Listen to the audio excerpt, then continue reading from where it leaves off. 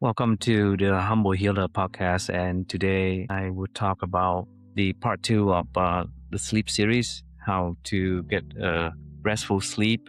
And um, this is Dr. Quang Lei, family physician.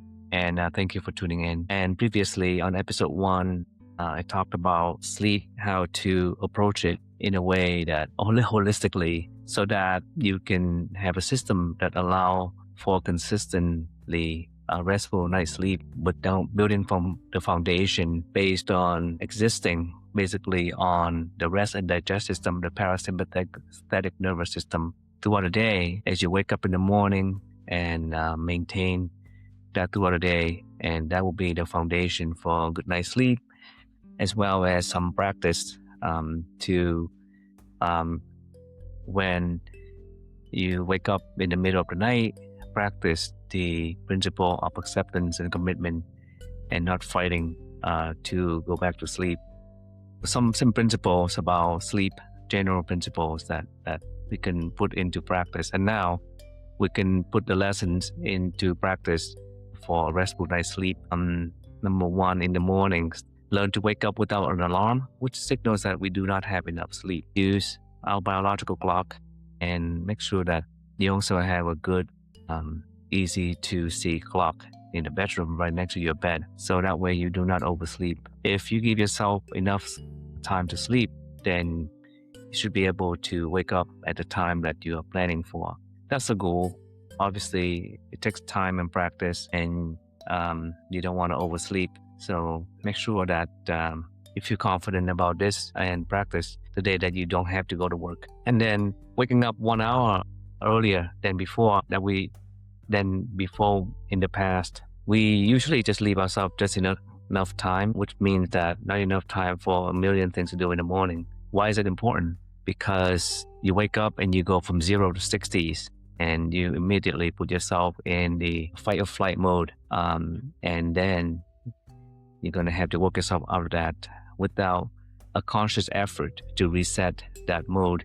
Then you're going to stay in that fight or flight mode all day. And that will negatively impact your sleep piggy bank and ability to rest at nighttime.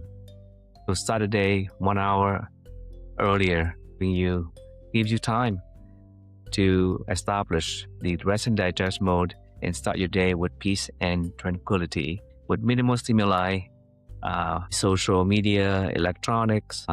And when you start your day with peace and tranquility, it's like taking a mental shower, which cleanses us of the challenges of the previous day and gives us a resolve, a sense of purpose to carry out into today. Allow time for your car or your brain to start from full stop sleep to traveling at 60 miles an hour. When you start the morning with high pressure and high stress, you're programming your body and mind to operate in that mode for the rest of the day. Remember the importance of starting your day in the rest and digest mode with peace and tranquility. Start your day in the rest and digest mode and maintain that throughout the day. The extra hour of sleep gives you that extra time to invest. Start with gentle yoga to loosen up your body and allow time for your mind to wake up slowly, gently, and intentionally. Mindful breathing time for some daily positive messages to self. Messages of gratitude such as, life is short, I may not see another sunrise, no, so I will live today like my last.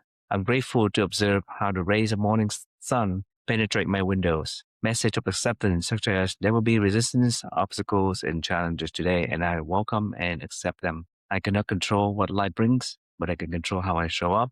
Message of self-compassion. I am enough just as I am, and my worth is inherent and unconditional. So peace, tranquility, affirmative, self-compassionate messages, and gratitude and acceptance. For my morning routine, I also do physical activities before work. So physical activity increases both deep breathing and reduce muscle tension, both of which keep the rest and digest system activated, while improving lean body mass, burning fat, reducing weight, blood pressure, heart rate, and blood sugar. For diabetic patients and other patients with metabolic disorders such as hypertension, cholesterol. Yoga, meditation, Tai Chi, Pilates, Qigong can activate the rest system and reduce injuries from workout and other physical activities. So whatever that you find suitable for yourself and that you like doing, you can just You can pick that. Doesn't have to be anything in particular. For me, I do 7 different things 7 days a week so that I can keep most of my muscle systems activated and do not have overuse, reduce the risk of overuse injuries by not doing the same activities every day. Make sure you make that time after yoga and meditation.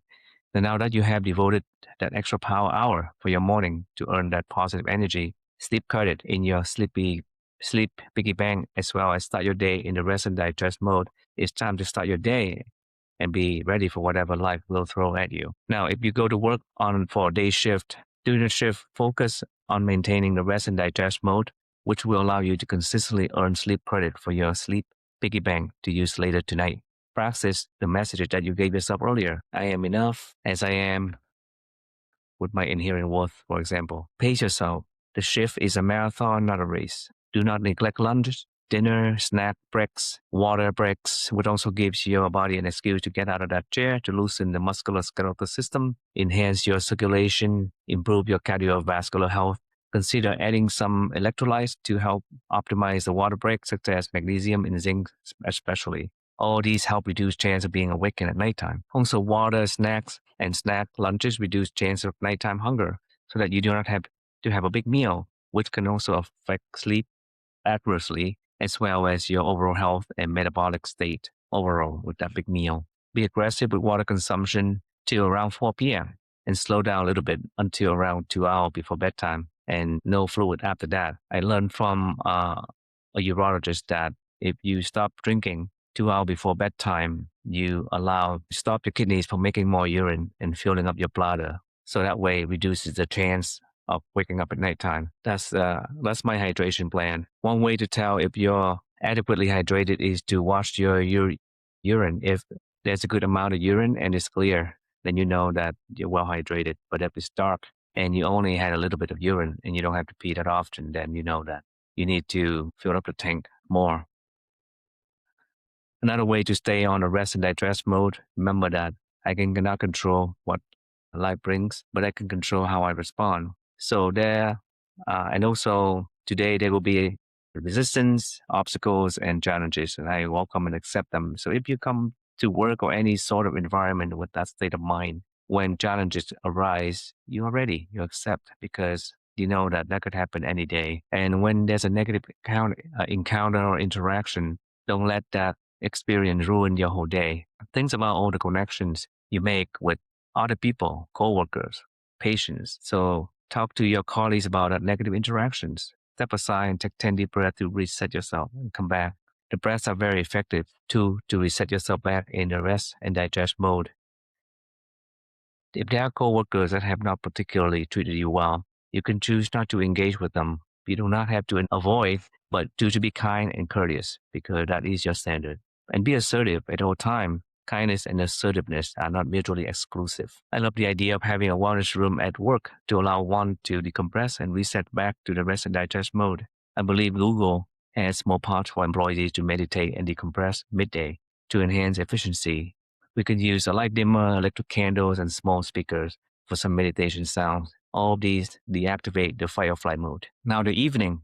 Now that we have started the day slowly and deliberately with intention, turn on the rest and digest system and create a system to stay on that system, the rest and digest system throughout the day. Let's prepare the evening routine to ensure a restful night's sleep. Plan for important tasks to be done the next day so they do not keep you up at night or overwhelm you in the morning. Plan for even what to wear. Food planning also helps save time. Plan to go to sleep to get at least 7 to 8 hours of sleep. But as we discussed in previous episode, not tired. And taking caffeine or coffee doesn't count as a way to prepare for work, obviously, because they will deplete your sleep piggy bank later. Investing in 1 extra hour in the morning means go to bed 1 hour earlier. And going to bed earlier also enables you to maximize the benefits of human growth hormone, which plays a key role in growth, cell repair, and metabolism, with the highest burst between 10 p.m. and midnight. So remember, our brain works like a car, which needs to come to a full stop in order for us to fall asleep. That means investing in activity to slow down your car or brain prior to going to bed. Good sleep hygiene with minimal stimuli, especially electronics, social media. Consider what your last thoughts are before going to bed. The emotion you fall asleep with at night is most likely the emotion you will wake up in the morning. Take a few breaths with these thoughts while in bed, or even before you go to bed. Stop clinging to the day that just passed. Everything that happened today, put in a box on a shelf in your mind. I am grateful for the gifts of today. Another message. What are you grateful about today? Be specific. Gratitude is another way to provide fuel for your rest and digest system and to keep the fight or flight system. And gratitude also has been shown to improve sleep in studies. The next message, I forgive myself and others. I forgive myself because I am human, capable of making errors. I forgive others because they are humans as well. Forgiveness just added more fuel to the rest and digest system. Another message is, I practiced as best as I could today. What did you do today that you were particularly proud of? Acknowledge that. And then another message is, everything changes and that's okay. Joy, sorrow, worries, embrace them and let them go as clouds going by. Do not cling to joy. Do not fear that sorrow lasts forever. And let worries flow by like clouds in our consciousness. Last message. I am relaxed and I am ready for a restful sleep. Nice deep breath and good night. Rather good afternoon. But I hope that you find it helpful on this second part series. And in the next series on sleep, we'll talk about tend to wake up the elderlies at nighttime. 5-6 different things that instead of using sedatives and medication, especially for the elderlies, which are risky, which can cause them to fall at nighttime, identify the cause for these insomnia among the elderlies and try to fix them. Keep them in mind, then you will not miss them. So thank you for tuning in to this episode, and let me know any feedback, comment, and please share with people that you know and your friends and family. Take care. Bye-bye.